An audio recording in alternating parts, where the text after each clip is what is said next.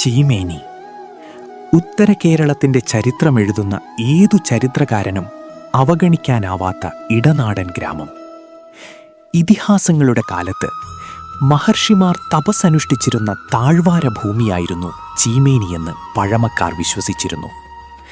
ചീമേനി നാട്ടിന് ചുറ്റുമുള്ള കുന്നുകളിൽ കണ്ടുവരുന്ന ഗുഹകളും ശിലാസ്മാരകങ്ങളും ആ പഴയ കാലത്തിൻ്റെ ശേഷിപ്പുകളാണത്രേ. കാലാന്തരത്തിൽ കുന്നും പാറയും കാടും നിറഞ്ഞ വളഞ്ഞ പാറ എന്ന പ്രദേശമായി ചീമേനി അറിയപ്പെട്ടു. ചീമേനിയിലെ വിഷ്ണുമൂർത്തിയുടെയും മുണ്ട്യയുടെയും ചരിത്രം അവിടെ നിന്ന് ആരംഭിക്കുന്നു. നൂറ്റാണ്ടുകൾക്ക് മുൻപ് ചീമേനിയിൽ മണിയാണി കുടുംബങ്ങൾക്കിടയിൽ പണ്ടൊരു കണ്ടം കൊച്ചി നായർ കുടുംബമുണ്ടായിരുന്നു. അക്കാലത്ത് സമുദായ തലവനായി മുതിർന്ന ഒരാളെ രാമന്തളി ശങ്കരനാരായണ ക്ഷേത്രത്തിൽ വെച്ച് ആചാരപ്പെടുന്ന ഒരു പതിവുണ്ടായിരുന്നത്രേ. കച്ചും ചുരികയും കെട്ടി ആചാരം കൊള്ളുന്നയാൾ മായൻ മണിയാണിയായി സർവത്ര ആദരിക്കപ്പെട്ടതായും പറയുന്നു. അങ്ങനെയിരിക്കെ ഒരു ദിവസം സമുദായ തലവനായ കണ്ടംകൊച്ചി നായർ ശങ്കരനാരായണ ക്ഷേത്രത്തിൽ കുളിച്ചു തൊഴാൻ പോയപ്പോൾ വിഷ്ണുമൂർത്തിയുടെ ചൈതന്യം അദ്ദേഹത്തോടൊപ്പം ചീമേനിയിലെത്തി. അദ്ദേഹം തൻ്റെ തറവാട്ടിൽ ഉപാസനമൂർത്തിയായി വിഷ്ണുമൂർത്തിയെ ആരാധിച്ചു വന്നു. കാലാന്തരത്തിൽ നായരുടെ വംശം അന്യം നിൽക്കാറായപ്പോൾ വിഷ്ണുമൂർത്തി ആരാധന തൊട്ടടുത്ത മണിയാണി കുടുംബത്തിലേക്ക് പകർന്നു. അവർക്ക് കൊണ്ടാടാൻ കഴിവില്ലാതെ വന്നപ്പോൾ വിഷ്ണുമൂർത്തിയുടെ ചൈതന്യം വഹിക്കുന്ന ചുരിക അവർ നാട്ടിലെ പ്രമാണിയായ പുതുക്കുടി പൊതുവാളിൻ്റെ മുണ്ട്യയിലേൽപ്പിക്കുകയാണ് ചെയ്തത്. പുതുക്കുടി പൊതുവാൾ തൻ്റെ ഉപാസനമൂർത്തിയായ രക്തേശ്വരിയെ ആരാധിച്ചിരുന്നത് ഈ മുണ്ട്യയിലാണ്. പക്ഷേ പൊതുവാൾ വിഷ്ണുമൂർത്തിയുടെ ചൈതന്യം വഹിക്കുന്ന ചുരിക മുണ്ട്യയ്ക്കകത്തു വയ്ക്കാൻ തയ്യാറായില്ല. അത് പുറത്തൊരിടത്ത് അനാദരവ് തോന്നുമാറു വയ്ക്കുകയായിരുന്നു.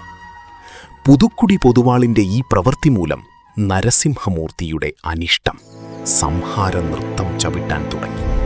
പൊതുവാളുടെ വംശനാശമായിരുന്നു ഫലം.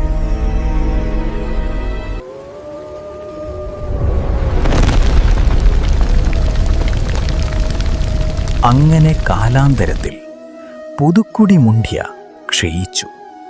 അകത്ത് ചാമുണ്ഡിയും പുറത്തു വിഷ്ണുമൂർത്തിയും അന്തിത്തിരി പോലുമില്ലാതെ അനാഥമായി.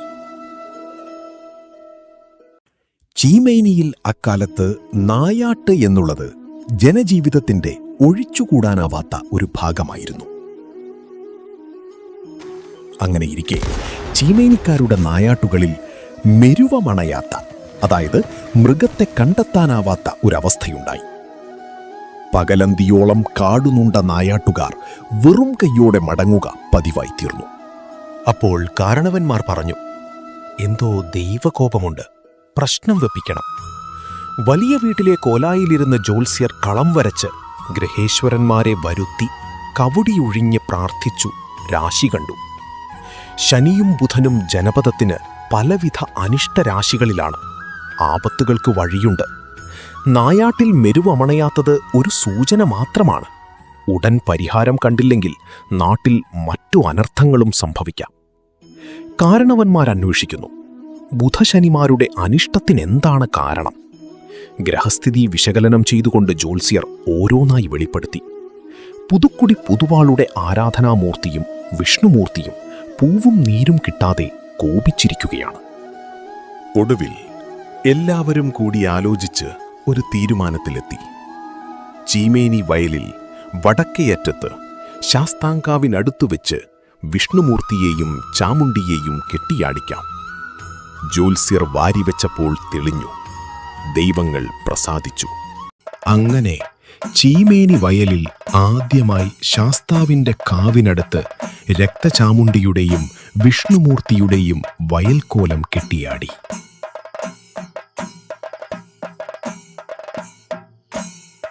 തെയ്യം നടക്കുന്നതിനിടയിൽ ഒരു സംഭവമുണ്ടായി. ചെറളൻ പുതിയ വീട്ടിൽ അമ്പു എന്നയാൾക്ക് പെട്ടെന്ന് നിയോഗമുണ്ടായി. വെളിച്ചപ്പാടിളകി അദ്ദേഹം മിന്നൽ വേഗത്തിൽ പടിഞ്ഞാറോട്ടോടി. എന്താണ് നടക്കുന്നതറിയാൻ കുറച്ചുപേർ അദ്ദേഹത്തിന്റെ പുറകെ ഓടി. അദ്ദേഹം ഓടിച്ചെന്നത് കുന്നിൻ ചെരുവിലെ തകർന്ന പുതുക്കുടി മുണ്ടിയുടെ അടുത്തേക്കായിരുന്നു.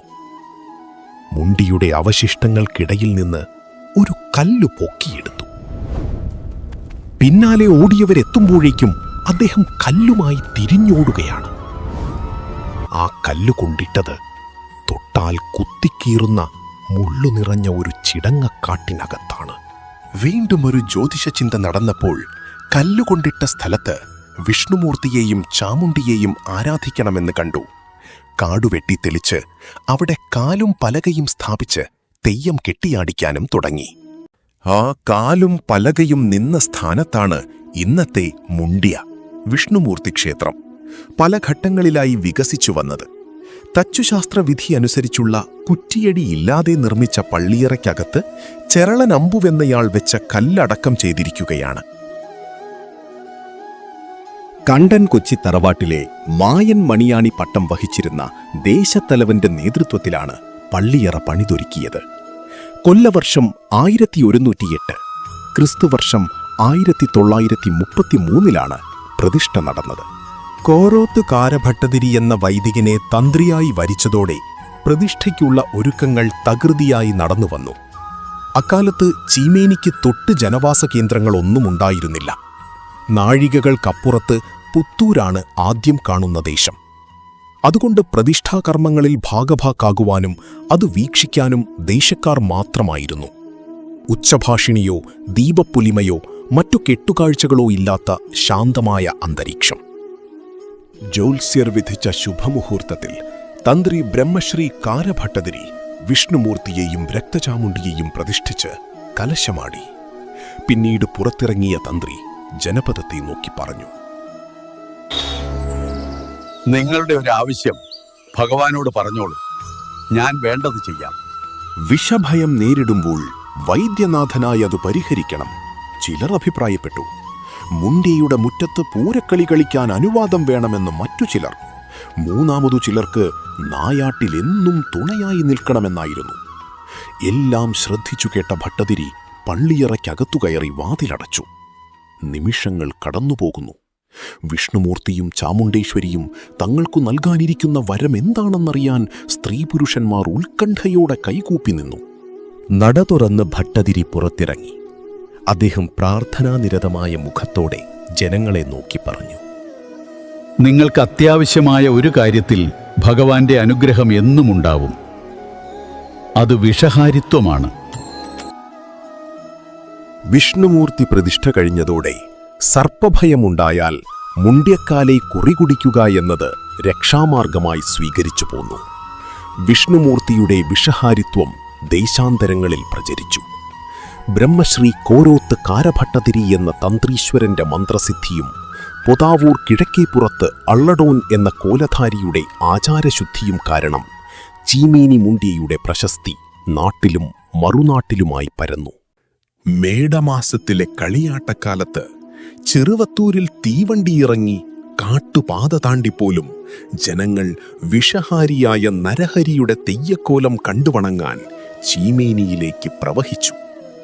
അങ്ങനെ ഭക്തന്മാരുടെ സങ്കല്പത്തിൽ നിന്നുണ്ടായതാണ് ഈ തിരുസന്നിധിയിൽ ഇപ്പോൾ കാണുന്ന സകല വിഭൂതികളും.